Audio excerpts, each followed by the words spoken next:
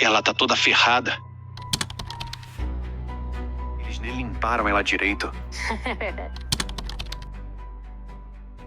2h15 da tarde do dia 24 de outubro de 2016. Katie Bloveld, de 22 anos, é registrada pelas câmeras de segurança dentro do seu local de trabalho. Seu turno está prestes a terminar e ela planeja encontrar a mãe às 3 horas da tarde daquele mesmo dia.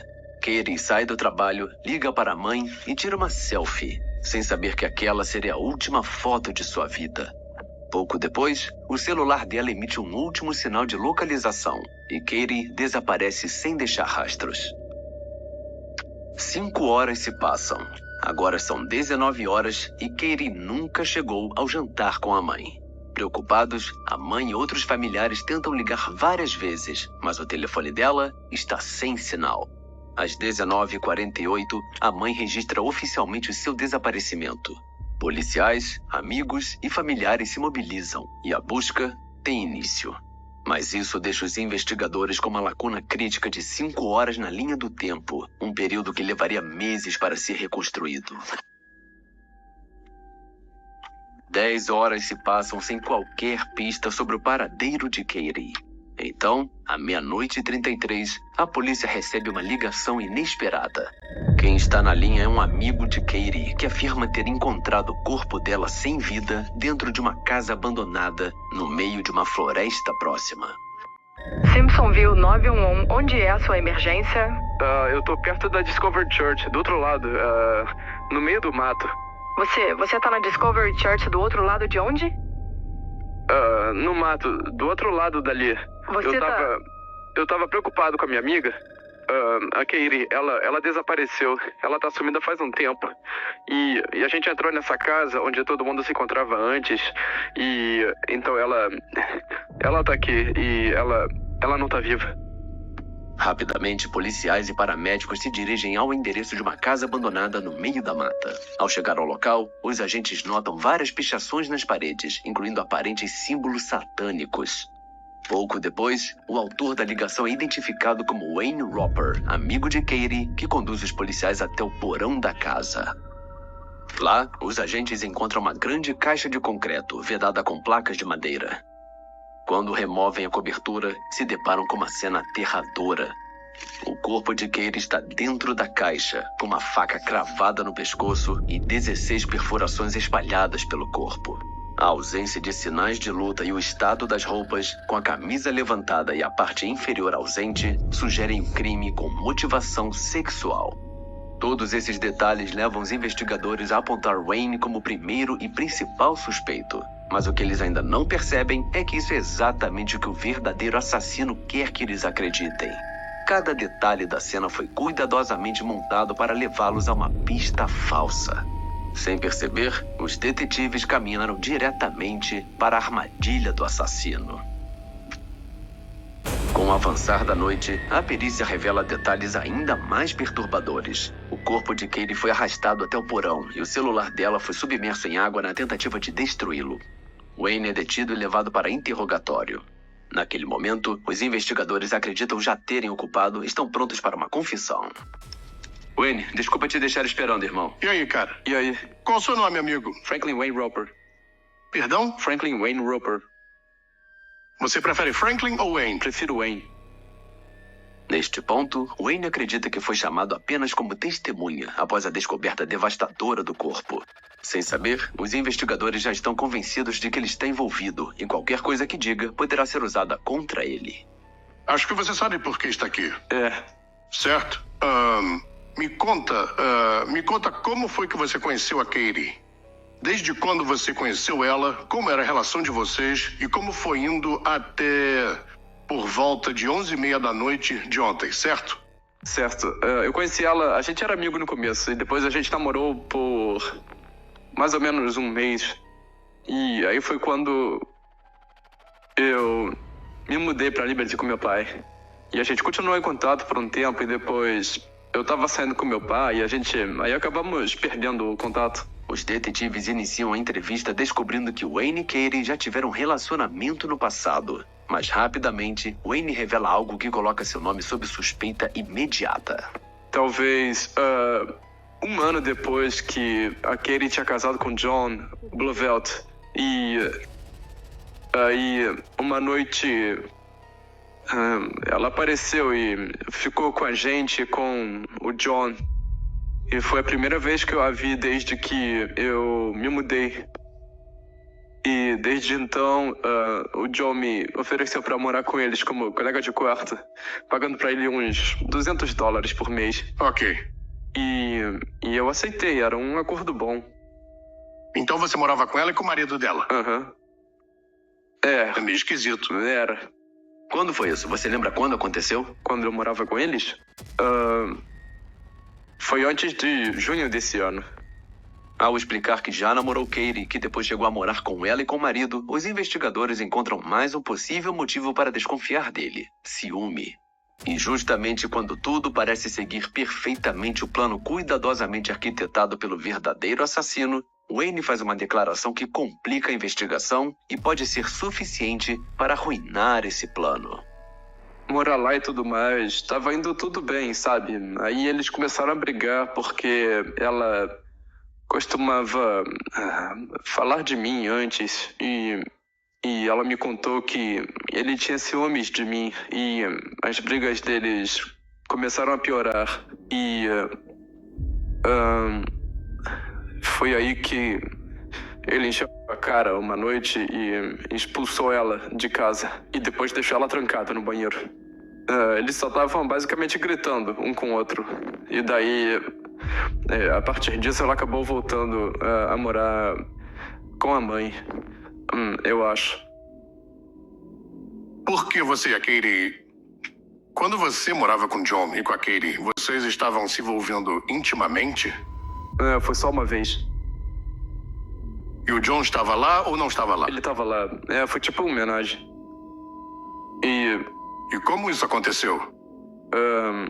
Eu tava bêbado e ele também tava bêbado e, sabe, foi ideia dela.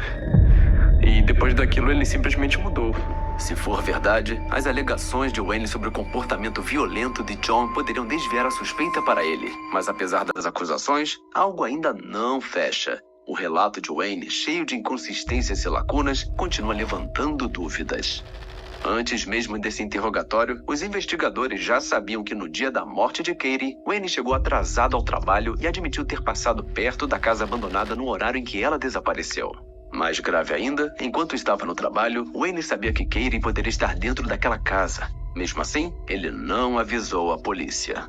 Em vez disso, esperou até o fim do dia, foi até o local por conta própria e só então ligou para as autoridades. Tudo isso coloca Wayne diretamente na mira dos investigadores e, sem que eles percebam, os empurra ainda mais para dentro da armadilha do verdadeiro assassino. Porque nos próximos minutos, o interrogatório tomaria um rumo aterrador, à medida que os detetives se aproximam perigosamente de forçar um homem inocente a confessar um assassinato brutal que ele jamais cometeu. Conta por que ele estava bravo com ela. Ele sente que a culpa é dela, que... Por que você não chamou a polícia? Eu nem pensei isso na hora, eu não sabia. Você sabia que ela estava morta? Não. Por que você acharia que a melhor ideia seria você entrar no que acabou sendo o lugar onde ela foi deixada por último, onde alguém assassinou ela e largou ela lá embaixo como se fosse lixo? Sabe por que você não olhou no banheiro? A gente deu uma olhada lá com a lanterna. Tipo, se você fica parado na porta, dá pra ver lá dentro. Não dá pra ver dentro da banheira. Tô te dizendo, estive lá de dia, porque você sabia que ela não estava na banheira. Isso desafia qualquer lógica que eu já tenha visto nesses meus 62 anos de vida. Parece que você vai desmaiar. Isso é demais. Imagino que seja. Então tira esse peso de você. Tenho certeza que é. Tudo que Solta você isso. tem que fazer é botar isso pra fora. Tirar esse peso de você é o único jeito de você ser perdoado. Você tem que dizer, eu fiz merda. Me ajuda. É só isso que você tem que dizer. E eu vou fazer isso. Mas eu não vou fazer isso confiando às cegas. Os investigadores continuam desconfiando de Wayne, mas como ele mantém sua versão dos fatos e não há provas concretas, ainda não podem prendê-lo. Em vez disso, recolhem uma amostra de DNA para comparar com o material encontrado sob as unhas de Katie. Poucas horas depois da entrevista, enquanto a polícia vasculha a região ao redor da casa abandonada, uma descoberta muda o rumo da investigação. O carro de Katie é encontrado abandonado em um estacionamento próximo, a apenas alguns quilômetros da cena do crime. Tudo indica que ela saiu às pressas, mas o motivo de seu carro estar ali se tornaria um dos maiores mistérios dos meses seguintes. Até aquele momento, tudo seguia exatamente conforme o plano do assassino, um plano criado e executado pelo próprio marido de Katie, John Blovelt. No entanto, os comentários de Wayne sobre ciúmes levam os detetives a investigar mais a fundo. É então que eles encontram uma medida protetiva registrada meses antes, após John supostamente ter apontado uma arma para Katie quando ela se recusou a entregar o celular. Pela primeira vez, apesar de todas as tentativas de despistar, os investigadores começam a suspeitar seriamente de John. No dia seguinte, em 26 de outubro, os detetives vão até o local de trabalho dele, em uma base militar. O objetivo é simples: ouvir sua versão da história, verificar seu álibi no dia da morte de Katie e observar como ele reage sob pressão. Para a maioria dos criminosos, esse seria o momento em que tudo começaria a desmoronar. Mas John não é como os outros. Ele executa tudo com perfeição. Certo. Bem, ali no Southwest Main Street tinha um corpo que foi encontrado numa casa. Uma casa abandonada. E a essa altura a gente já pode confirmar que é a Catherine, ok? Sinto muito pela sua perda, senhor. E nesse momento a gente está investigando. E vamos investigar cada morte do mesmo jeito. A gente começa tratando como homicídio e segue a partir daí, certo? A questão da ordem de restrição, qual era a história daquilo? Isso foi por causa de uma acusação que eu recebi lá em fevereiro por violência doméstica em 1º grau. Você sabia se ela tinha algum problema com alguém? Alguém que quisesse machucar ela ou algo assim? Não, eu sei que ela andava saindo com outras pessoas e... Sabe, por mim tudo bem, porque eu também tava, mas... Repare como John direciona intencionalmente os detetives para a ideia de que Katie estava se relacionando com outras pessoas. Isso não é coincidência. Isso é estratégia. Ao controlar a narrativa desde o início, John planta silenciosamente uma história que mais tarde serviria para protegê-lo. Você trabalhou nessa segunda? Uhum. Que horas você saiu do trabalho na segunda? Tipo 2:30, 2, eu não sei. Parou em algum lugar no caminho para casa? Não. Deixa eu te perguntar, por que você estava procurando a Katie? Por causa da Cheyenne. A Cheyenne tá completamente ferrada agora, eu tô tentando ajudar ela. Quem você conhece que ia querer machucar ela? Ninguém. Você sabe, tinha um cara que morou com você, um ruivo. Ruivo? É. Wayne? É. Uhum. Qual é a história dele? Só um cara normal, gente boa. Se davam bem. O que você faz no exército? Bom, agora eu só fico nesse escritório. Esse é meu escritório por enquanto. Por causa da investigação civil. Todas as minhas funções de recrutamento foram suspensas. Você conhece essa casa abandonada? Sim. Certo. Esse é o lugar. Lugar de onde a gente se encontrava. Eu tô sendo acusado de algum crime porque ele tá me gravando e eu não tô confortável com isso. Não, você... Se eu estiver, eu quero falar com um advogado.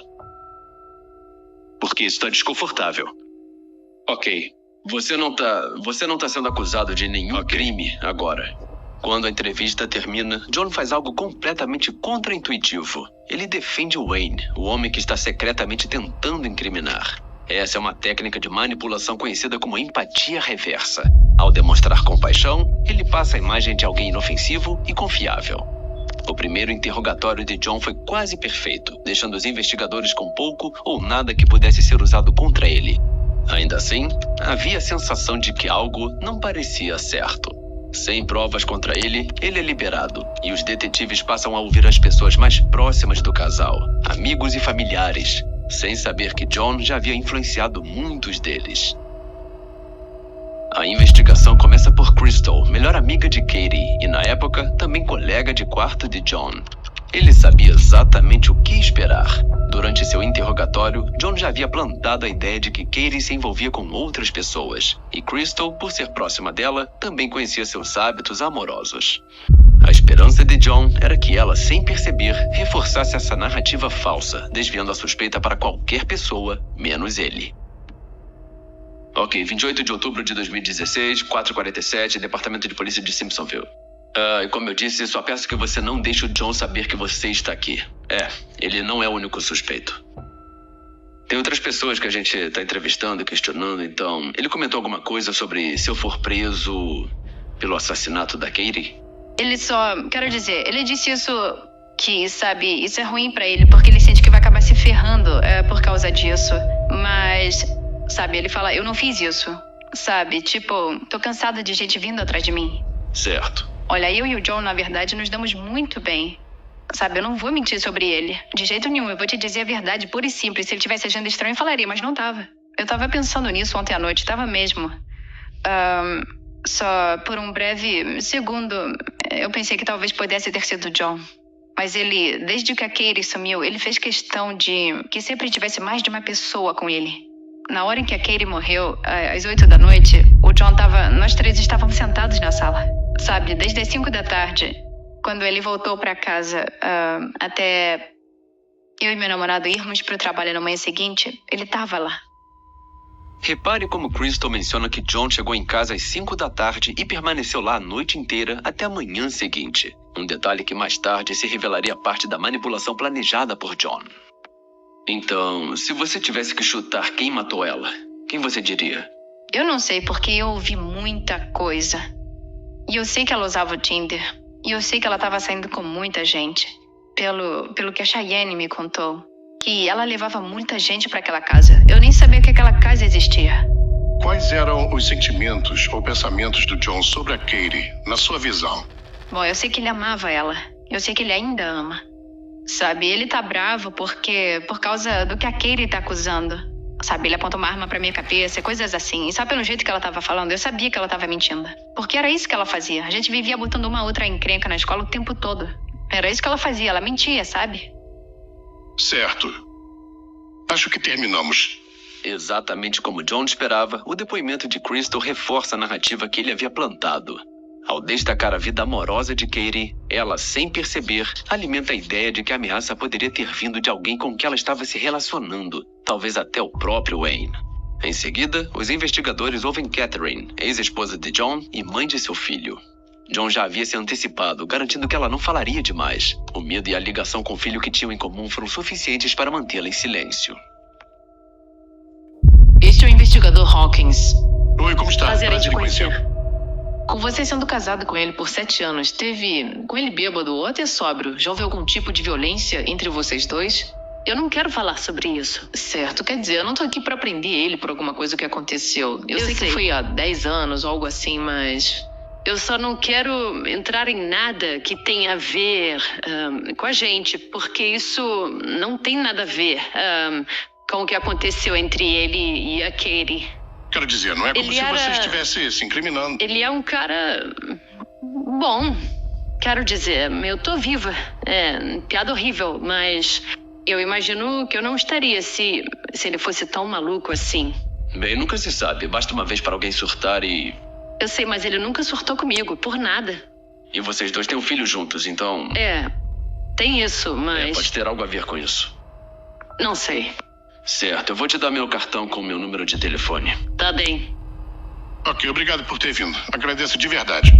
O silêncio de Catherine mantém John protegido, pelo menos por enquanto. Mas a última entrevista, com Cheyenne, sobrinha de Katie, não sai conforme o planejado.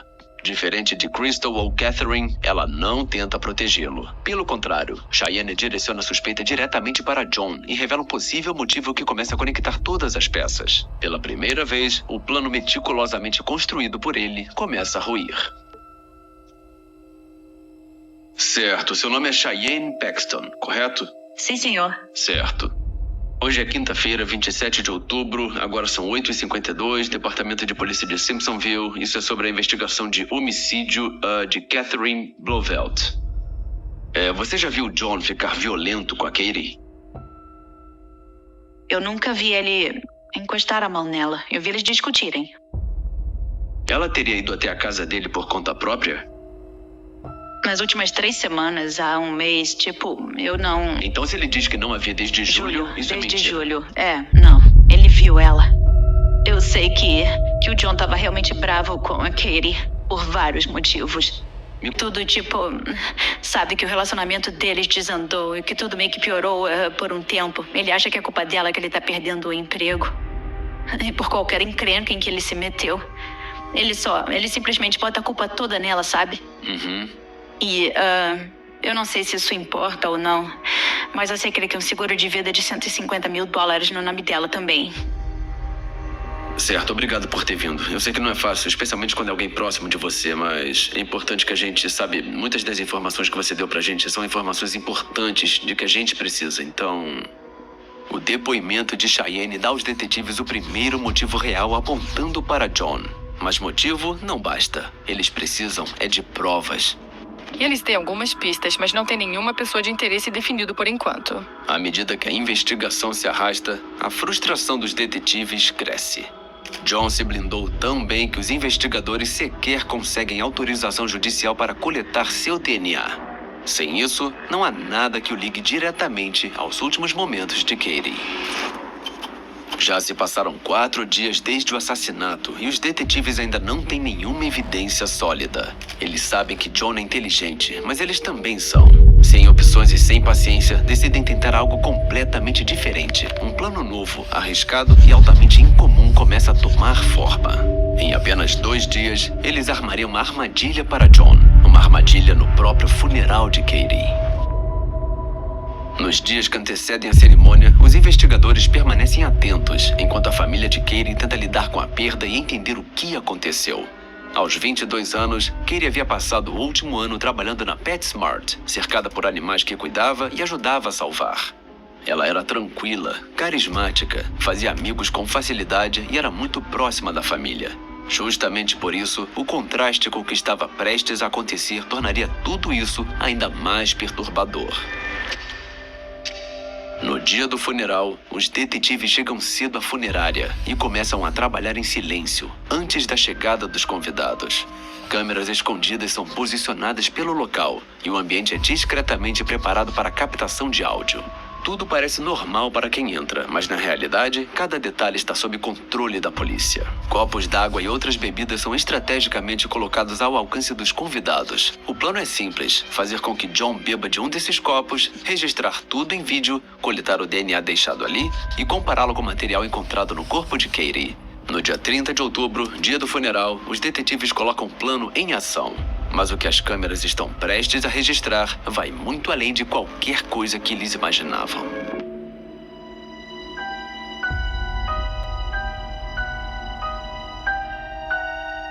Para.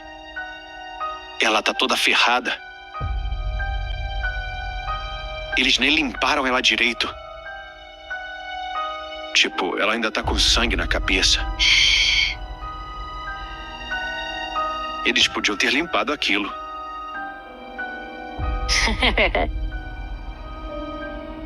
Bora. Quando John deixa a funerária, os detetives sabem que o plano funcionou. Eles retornam rapidamente para recolher o copo do qual ele bebeu e a câmera escondida instalada mais cedo. Ao revisar as imagens, 3 detalhes cruciais saltam aos olhos, todos decisivos para o rumo da investigação. O primeiro é exatamente o que eles esperavam. John bebe de um dos copos e o deixa para trás, permitindo que os investigadores recolham seu DNA sem a necessidade de um mandado e o comparem com o material encontrado no corpo de Katie. O segundo detalhe é algo totalmente inesperado. As imagens mostram John se aproximando do caixão, tirando fotos do corpo de Katie, enquanto faz comentários perturbadores. E o terceiro, talvez o mais inquietante de todos, é que John não estava sozinho. Ao lado dele está uma jovem não identificada, que discretamente pede para que ele pare de tirar fotos e, segundos depois, começa a rir. O comportamento chama atenção imediatamente e os detetives decidem recolher também o copo dela para análise de DNA. Ao investigar sua identidade, os detetives descobrem que a jovem é Hannah Thompson, de 17 anos, amiga de John e, mais recentemente, sua nova colega de quarto. Além disso, descobriram que no passado ela havia sido amiga próxima de Katie. Dada sua ligação com ambos e sua atitude estranha no funeral, os detetives percebem que Hannah não é apenas mais uma testemunha. Ela pode ser a peça-chave para resolver todo o caso, e eles estavam corretos. Até esse momento, os investigadores já haviam interrogado Wayne, John e pessoas próximas aos dois, além de reunir provas importantes. Agora, tudo indicava que Hannah, a adolescente que morava com John, poderia revelar o que realmente aconteceu na noite do assassinato de Katie. No dia seguinte, em 31 de outubro, uma semana após o crime, os detetives a levam para interrogatório. Se alguém sabe a verdade, é ela. Quando foi a última vez que você viu a Katie? Tipo, alguns meses atrás. E o que você sentia em relação a ela? Sabe, eu sempre vi ela como uma amiga, porque assim, eu morei com ela por um tempo. Certo, então dá pra dizer que você tava de boa com ela quando ela foi morta. Uhum. Ok. Você acabou indo no velório dela, no sábado? Não, eu não fui. Ok, então você não conseguiu se despedir dela. Eu ouvi que o John, acho que foi lá no domingo, certo? Uhum. Certo. Você não conseguiu ir com... Eu fui com ele, sim, mas eu não fui no sábado porque a família dela não gosta muito de mim. Entendi. Por causa da sobrinha dela, Cheyenne. Sim. A gente era meio que amigas de idas e vindas e eu acho que ela pode ter falado alguma coisa sobre mim que a família não curtiu muito. E, então você entrou na sala e prestou suas condolências ou... Como foi isso? Foi difícil, foi bem difícil. Por quanto tempo você ficou na sala com o caixão dela? Tipo, uns 10 minutos, 10 a 15 minutos. Sobre o que conversaram enquanto você estava lá? A gente não conversou nada. Nada? A gente meio que só se via, tipo, momentos, eu acho. O John chegou a pegar o celular e tirar uma foto dela? Não, ele não fez isso. Certeza? Tá sendo completamente honesta? Algumas pessoas fazem isso. Não, ele nunca tirou uma foto dela. Observe o comportamento de Hannah. À medida que as perguntas se tornam mais diretas, seus olhos passam a correr entre os detetives. Ela mexe nas mãos, rói as unhas e sua postura muda completamente. Está claro que ela está nervosa e os investigadores percebem isso. Então lá na sala vocês dois não conversaram nada? Eu meio que fiz um carinho nas costas dele um pouco, sabe? Falei pra ele que tava tudo bem, mas fora isso a gente praticamente não falou. Ele tava chorando? Você estava chorando? É difícil, sabe? Ver alguém daquele jeito. Aposto que sim. Ok, em algum momento na segunda noite, antes de vocês saírem, vocês levaram um saco de lixo pro seu carro, ou pro carro dele, certo? Eu não me lembro. Ok, então você não lembra dele carregando um saco de lixo, limpando alguma coisa? Tendo que jogar alguma coisa fora? Não, senhor. Ok. Na segunda-feira, o dia em que Katie foi morta, um dos colegas de casa relatou ter visto John e Hannah carregando vários sacos de lixo para fora da residência. Na época, os detetives não deram muita importância. Parecia um detalhe pequeno e irrelevante, sem nada que o sustentasse. Mas agora, com todas as novas informações se encaixando, essa declaração ganha peso. Era mais uma peça do quebra-cabeça, algo que finalmente poderia ser usado para pressionar Hannah.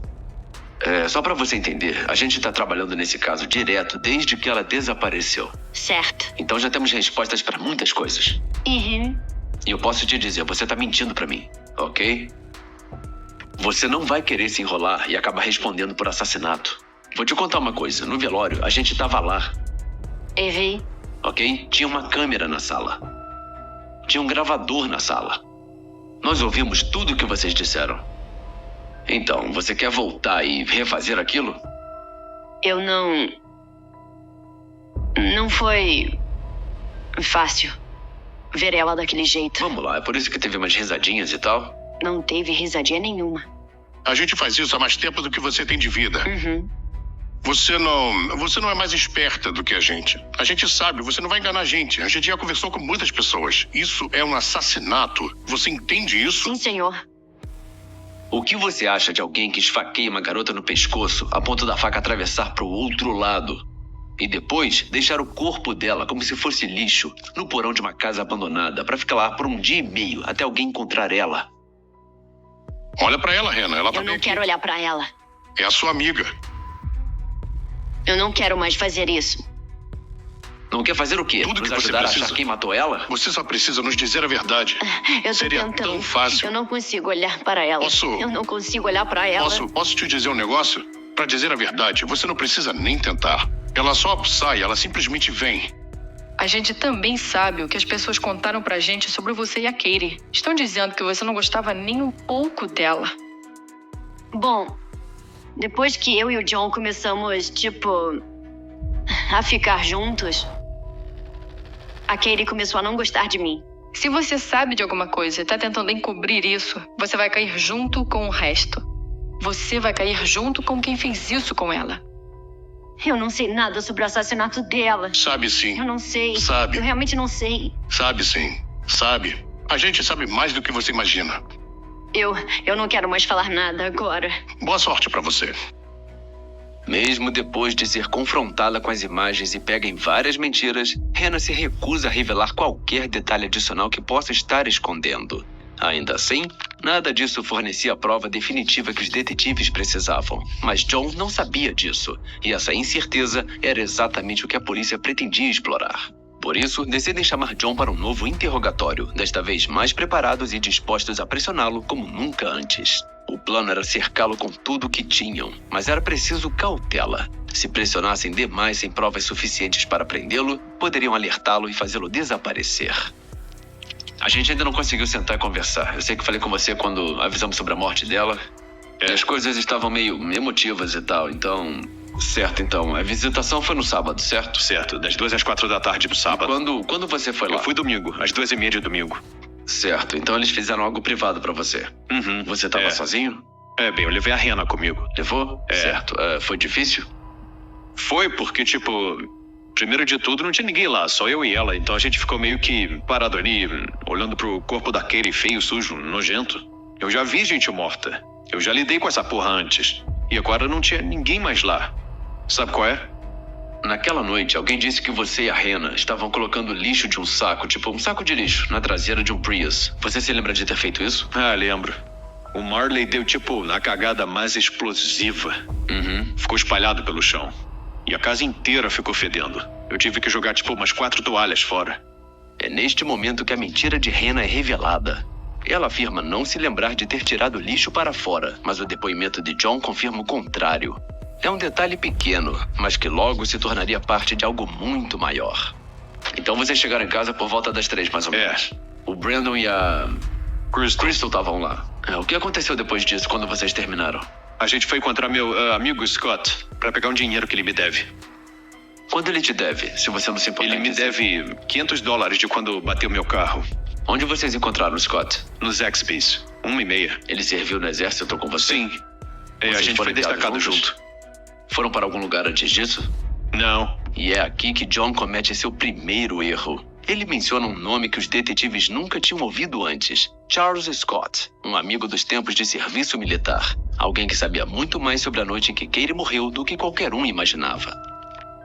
Eu não sei o quanto você entende de celular e coisas assim, mas conforme você anda por aí, seu celular tá sempre se conectando a alguma torre, procurando sinal e coisas assim. Certo.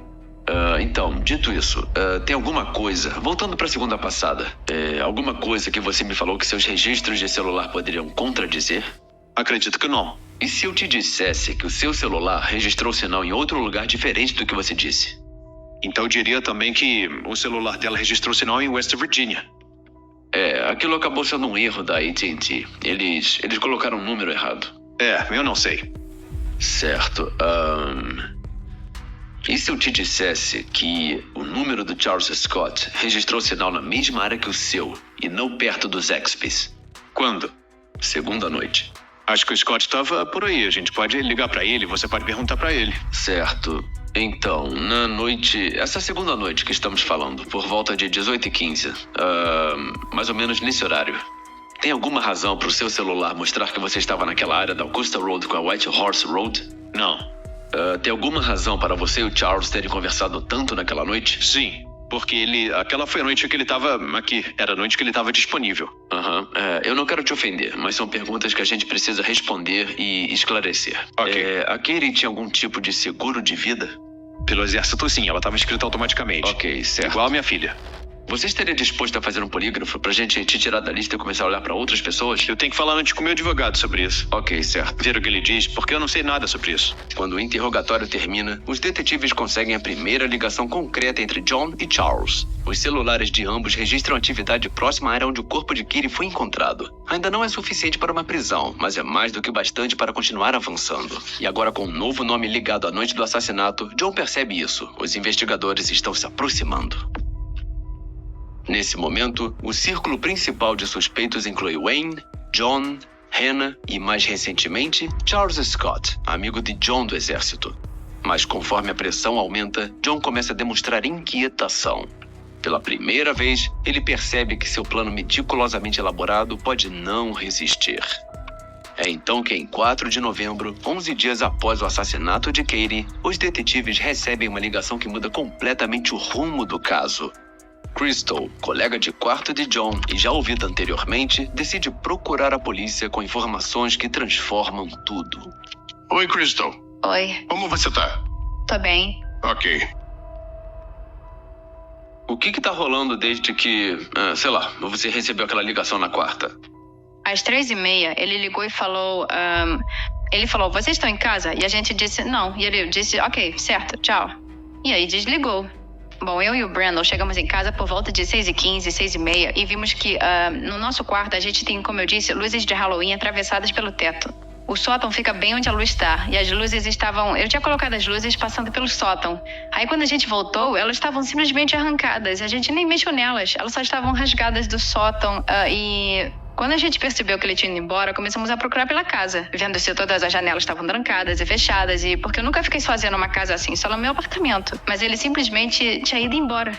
E a gente não podia ligar pra ele, porque a polícia tá com o celular dele. Eu falei, Brandon, a gente precisa voltar lá fora e ligar pro detetive Warlock de Simpsonville. E eu contei pra ele o que tava acontecendo. E ele ficou tipo, e eu falei, se você quiser vir e revistar a casa agora mesmo, eu te dou permissão total. E ele falou, bom, eu não posso fazer isso sem mandado. E ele tava não tem como alguém vir aqui, revistar a casa ou algo assim. E ele disse não. Ele disse que o melhor pra vocês é ir passar a noite em outro lugar. E ele disse porque vocês possivelmente estão morando com o assassino. John havia desaparecido. Seu sumiço também significa que ele abandonou o serviço militar, sendo oficialmente classificado como desertor. Mas como os investigadores logo descobrem, ele não fugiu sozinho. John escapou junto de Hannah Thompson, adolescente de 17 anos. Enquanto policiais de todo o estado passam a vasculhar rodovias, motéis e possíveis rotas de saída da Carolina do Sul, sem encontrar qualquer sinal dos dois, fica claro que aquilo deixou de ser apenas uma investigação. Agora era uma caçada humana. Nos dias seguintes, as pistas são escassas. A dupla some completamente do radar. Um ex-sargento do exército de 28 anos e uma adolescente de 17 desaparecidos sem deixar rastros. Então, em 19 de novembro, 26 dias após a morte de Katie, surge um pequeno avanço. Um Yukon vermelho pertencente a John é flagrado por câmeras de segurança perto de Las Cruces, no Novo México, a cerca de 2.600 quilômetros de Simpsonville, na Carolina do Sul, onde ele desapareceu. Apenas 2 dias depois, em 21 de novembro, o mesmo veículo é encontrado abandonado nas montanhas do condado de Umatilla, no Oregon, mais de 2.200 quilômetros distante de Las Cruces. Dentro do carro, os investigadores encontram o laptop de John, roupas e equipamentos de acampamento espalhados, indicando que após o acidente, John e Hannah pegaram o que conseguiram e fugiram para a mata. A descoberta confirma o pior receio da polícia. John e Hannah estão em constante movimento, cruzando fronteiras estaduais e mantendo distância suficiente das autoridades para desaparecer novamente. Mais tarde, naquele mesmo dia, mandados de prisão são emitidos contra John e Hannah, transformando oficialmente o caso em uma caçada nacional. A essa altura, eles já estavam foragidos havia mais de 2 semanas antes mesmo da emissão dos mandados, o que os colocava muito à frente da polícia e tornava sua captura extremamente difícil. Mas uma vez que os mandados entram em vigor, os investigadores finalmente obtêm acesso total aos celulares, registros de mensagens e histórico de internet dos dois. E é nesse momento que as piores suspeitas se confirmam. Eu acabei de acordar e já me sinto triste de novo. Parece que você ainda está falando com a Katie. Eu juro que não estou falando com a Katie. Eu vou te deixar se você falar com ela. Eu juro. Eu sei. Eu não estou e não vou. Ela se foi. Acabou entre mim e ela. Eu prometo. Mas eu vou seguir com aquele negócio em breve. E eu vou ficar com você. Ótimo. As mensagens trocadas entre os dois indicam que John vinha planejando o assassinato havia meses antes de ele acontecer. Ao analisar seu histórico de navegação, os investigadores encontram buscas como montar um radiocomunicador de 2 vias e como afiar uma faca, deixando pouquíssima margem para dúvida sobre seu envolvimento. Ainda assim, com John e Hannah desaparecidos, a polícia não tem alternativa a não ser esperar, torcendo pelo próximo avanço que possa colocá-los de volta no rastro dos dois. Esse avanço vem no dia 25 de novembro, 21 dias após o desaparecimento de John e Hannah e mais de um mês depois da morte de Katie, quando os detetives recebem uma ligação vinda de uma prisão na Carolina do Sul. Mas o telefonema não vem de qualquer pessoa. Quem liga é o companheiro de cela de Charles Scott, o amigo de John do exército, que já estava preso por uma acusação não relacionada ao caso. O celular de Charles havia registrado o sinal próximo à casa abandonada no dia do assassinato, e agora seu colega de cela estava prestes a revelar informações que poderiam representar o avanço esperado pelos investigadores, detalhes que só o assassino poderia conhecer. Como estamos falando hoje, é desse Charles Scott que você está falando? É dele mesmo que eu tô falando. Ele me contou que tinha matado essa garota, ajudado a matar aquela garota com um dos amigos dele, chamado John ou algo assim, sabe? Eles colocaram ela numa casa que usam pra se drogar, ou numa casa abandonada, no porão, numa caixa que precisa de 2 pessoas pra abrir. Foi ele que coagiu ela pro lugar onde o John tava e que veio por trás dela, pegou ela, segurou ela. Eles se encontraram em outro lugar. Quando o John pegou ela, eles enfiaram a faca nela. O John esfaqueou ela. Eu não sei quantas vezes o John esfaqueou ela. Ele não disse. Ele disse que esfaqueou ela umas 2 vezes e que o John fez ele esfaquear ela umas 2 vezes. Ele até disse que isso deixou ele com medo quando esfaqueou ela pela primeira vez, mas depois que esfaqueou ela, disse até que se sentiu um pouco melhor. As declarações de William são chocantes. O relato que ele apresenta sobre o que aconteceu naquela noite se encaixa assustadoramente com os fatos do assassinato de Katie. E o que ele diz em seguida torna tudo ainda mais perturbador. Essa é a segunda vez. Na primeira vez ele me contou sobre, sabe, como ele coagiu ela para ir até o lugar. E agora não teve nenhuma conversa sobre algo sobre o John, tentando ajudar o John a largar a maconha. O John estava bem mal nas drogas. Depois que quando o John segurou ela, eles colocaram ela no tarrou do John, num tarrou vermelho, e levaram ela para o local. Então eles disseram onde exatamente mataram ela? Na parte de trás do tarrou, em cima de uma lona. Eu falei, olha, seja honesto comigo. Eu disse, eles já pegaram seu DNA? Ele disse que não. Eu disse, bom, isso é uma coisa boa, eles coletam DNA na cena do crime. Ele disse, eles não pegaram meu DNA, não vai estar lá. Certo. Se você não tiver mais nada, Mark, a gente então vai encerrar a entrevista às 11h02 da manhã. As declarações de Mark lançam acusações sérias contra Charles. Em outras circunstâncias, isso não chamaria tanta atenção. Falsas denúncias são comuns quando detentos tentam barganhar benefícios ou reduzir penas. Mas neste caso, havia detalhes demais que batiam. Detalhes que apenas o assassino ou alguém profundamente envolvido poderia saber. Um deles é a alegação de que Charles teria traído Katie para um local próximo à casa abandonada. Para os investigadores, isso explica finalmente por que o carro dela foi encontrado a poucos quilômetros dali, abandonado e sem sinais de luta. Charles também teria contado ao companheiro de cela que ele e John enrolaram o corpo de Katie em uma lona para transportá-lo até o porão. Essa informação coincide com os dados da perícia, que já indicavam que o corpo havia sido movido após a morte. Agora os detetives têm uma teoria clara e assustadora de como isso aconteceu. Aquela era uma oportunidade rara de capturar um dos responsáveis pela morte de Katie. Uma chance que não podia ser desperdiçada. Sem hesitar, os investigadores trazem Charles para interrogatório, esperando o maior avanço do caso até então. Mas eles sabem que fazê-lo falar não será fácil. Não há provas suficientes para incriminá-lo diretamente, e é preciso qualquer coisa, qualquer deslize. Então, decidem correr um risco extremo. Um plano ousado e perigoso começa a tomar forma. Eles iriam blefar, fingindo que John já havia sido preso e estava pronto para testemunhar contra ele. Se Charles acreditasse, a pressão poderia fazê-lo falar. Mas se não funcionasse, aquela poderia ser a última chance real de descobrir a verdade. Oi, Charles. Posso fazer o polígrafo, por favor? Vamos deixar o polígrafo de lado, porque você tá dizendo isso desde que eu li o mandado pra você, certo? Porque as coisas não estão boas pra você, certo? Eu não tive absolutamente nada a ver com o assassinato daquela garota. Posso, por favor, fazer o teste do polígrafo? Deixa eu te contar que o John foi preso em Nova Jersey. Ok. E ele contou tudo para os investigadores. Eu não me importo com o que ele te contou. Bom, deveria. Eu não tava lá. O investigador Manley te disse que o John foi preso mais cedo. Ok. E ele tá falando... O que você acha que ele tá dizendo? Eu não sei o que ele tá dizendo, mas eu sei que eu nunca vi aquela garota na minha vida. Vocês dois estavam lá, Charles. Não, a gente não tava. Assim que o interrogatório começa, Charles exige um teste do polígrafo, e os detetives sabem exatamente o que isso significa. Polígrafos não são confiáveis, podem ser manipulados e não têm validade judicial. É uma saída fácil. Perguntas de sim ou não no lugar de um confronto direto. E pouco depois, sua postura evasiva começa a se transformar em ignorância. Eu nunca vi essa garota. Mas você sabia que eles estavam casados e sabia que o John tinha problemas. Não, eu não sabia. Ah, qual é? Você me disse lá no departamento de polícia do condado que o John tinha falado sobre como ela estava ferrando a carreira dele. Isso foi mentira. Fica falando que ele tá contando tudo. Eu não tive arma nenhuma. Vocês não vão achar digitais nem arma nenhuma que eu tenha tocado. Em primeiro lugar. Por quê? Porque eu não tava lá, eu não toquei nenhuma arma, nunca tive uma arma. Mas você disse, nunca vou achar digitais numa arma que você tocou. Sim, eu Charles, garanto alguma isso. vez você já contou pra alguém que estava envolvido nesse assassinato? Você acha que eu sou burro? Eu pareço alguém que simplesmente entraria numa cadeia e falaria pra um cara que eu nem conheço e diria: ei, cara, eu matei uma garota. Sabe o que parece? Parece que você estava arrependido pelo que fez. Deixa eu te perguntar uma coisa. Onde está o telefone que você usou para se comunicar com a Katie? Quem é Katie? A garota que morreu? É. Eu nunca me comuniquei com ela. Onde está o telefone? Que telefone? O telefone que foi usado para se comunicar com a garota no dia que ela foi assassinada. O único telefone que eu tinha era aquele que vocês confiscaram e que tá na casa da Mrs. Curfew.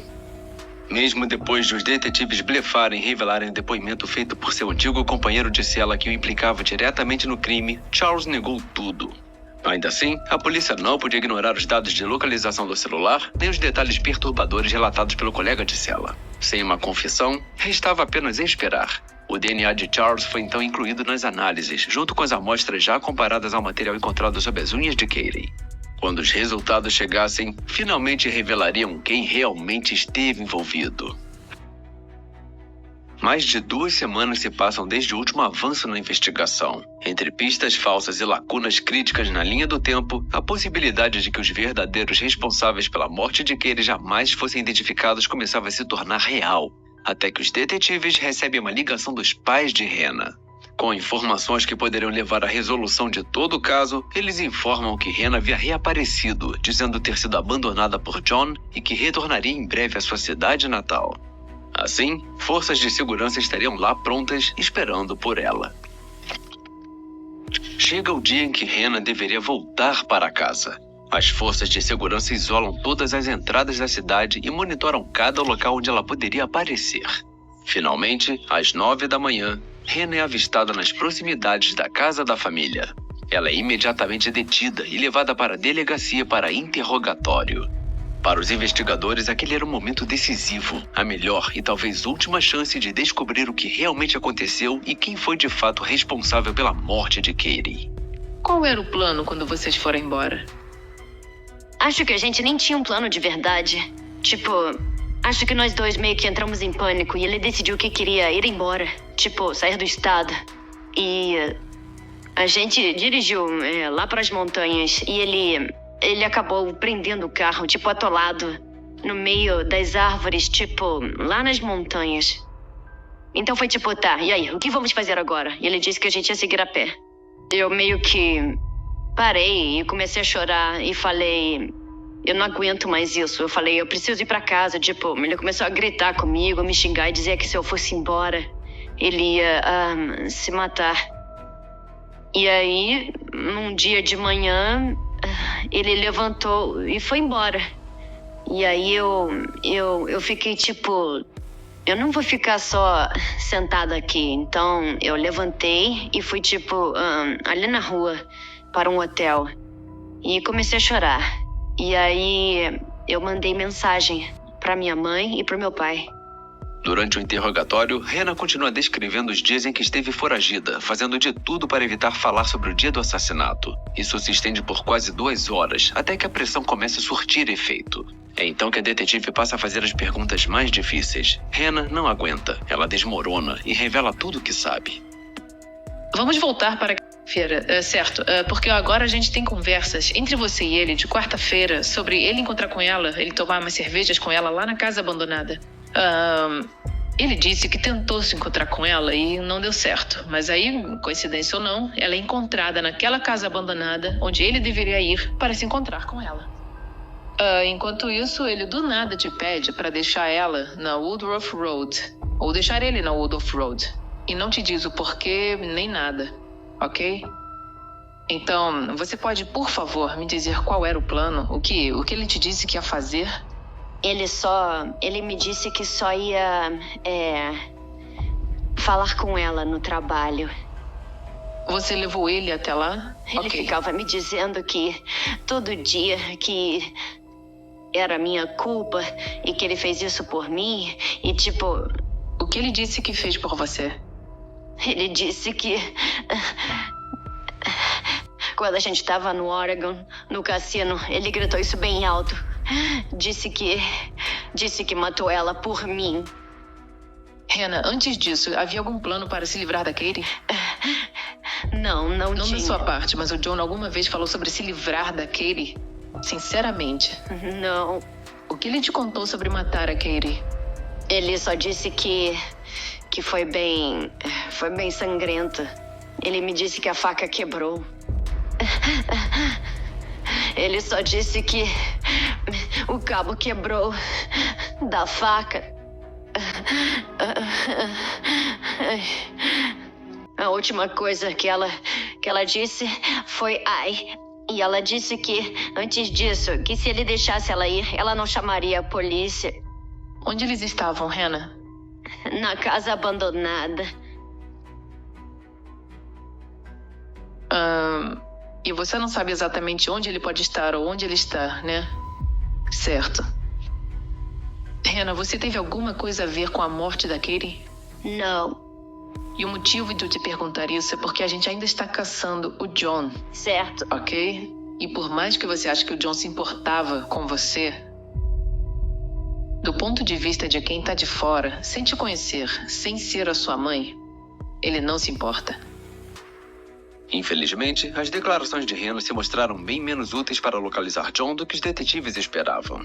Embora ela afirmasse que John havia confessado o assassinato de Katie e trouxesse alguns novos detalhes, sabia muito pouco sobre o possível envolvimento de Charles. E apesar de poder ser presa naquele momento, os investigadores decidem que ela seria mais útil em liberdade. Afinal, agora ela estava de volta à cidade, sob vigilância constante, o que parecia uma pequena vitória.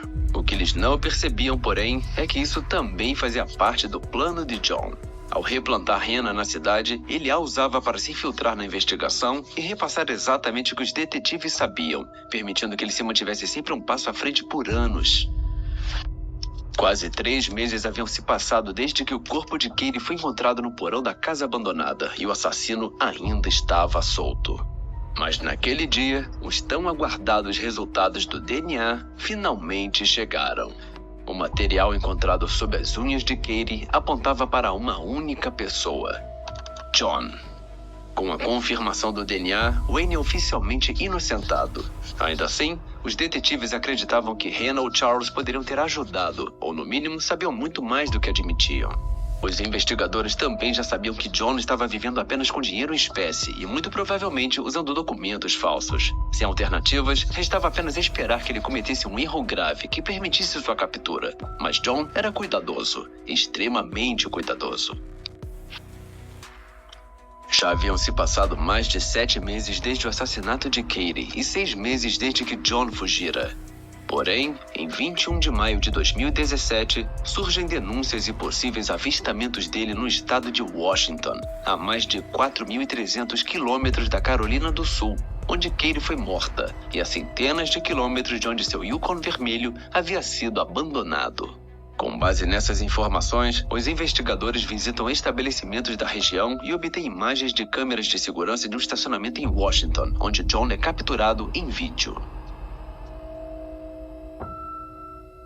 Mas apesar de chegarem muito perto, ele consegue escapar novamente, desaparecendo mais uma vez do radar.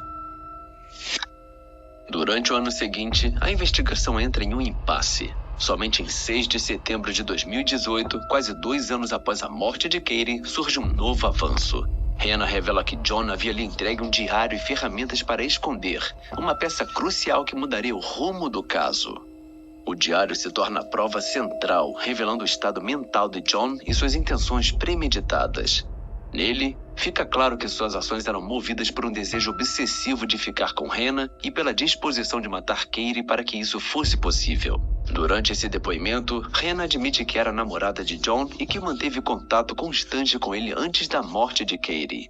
Ela também confessa ter escondido o diário, que continha anotações perturbadoras sobre seus pensamentos obsessivos e planos de fuga com Hannah. Este seria o último grande avanço do caso por muitos anos. Sem novas pistas concretas, a investigação desacelera. Por anos, os detetives seguem rastros mínimos e juntam informações fragmentadas. Porém, nada de decisivo surge. Aos poucos, o caso sai do foco público. Então, em 2022, 6 anos após a morte de Katie, tudo muda. Após anos de becos sem saída, os US Marshals, em conjunto com a polícia local, localizam John no estado do Oregon. Ele havia apagado completamente seu passado e vivia sob uma nova identidade, Ben Klein. Com esse nome, havia recomeçado a vida, se casado novamente e deixado tudo para trás. A prisão parece surreal. John, que passou anos escapando da justiça, finalmente é encurralado. Depois de tanto tempo se escondendo à vista de todos, a verdade o alcança e o caso finalmente se aproxima de sua conclusão. Ainda assim, um mistério permanece até hoje. Como Katie foi atraída até a casa abandonada? Seu celular foi recuperado danificado, o que limitou o acesso a mensagens e comunicações por aplicativos. Embora rumores apontassem que Charles Scott pudesse ter tido contato com ela, isso nunca foi comprovado. Sem provas físicas ou forenses que o ligassem ao crime, Charles foi oficialmente descartado como suspeito e nunca condenado. Em 2022, durante uma entrevista após a prisão de John, Hannah revela pela primeira vez que manteve contato regular com ele durante todo o período em que ele esteve foragido, trocando mensagens mesmo depois de retornar a Carolina do Sul. Essa revelação lança nova luz sobre o papel dela em ajudar John a escapar da captura. Por fim, em 20 de setembro de 2024, John Blauvelt é condenado pelo assassinato de Katie e sentenciado à prisão perpétua sem possibilidade de liberdade condicional. Hannah Thompson é acusada de obstrução de justiça e cumplicidade após o crime, recebendo uma pena de 10 anos de prisão.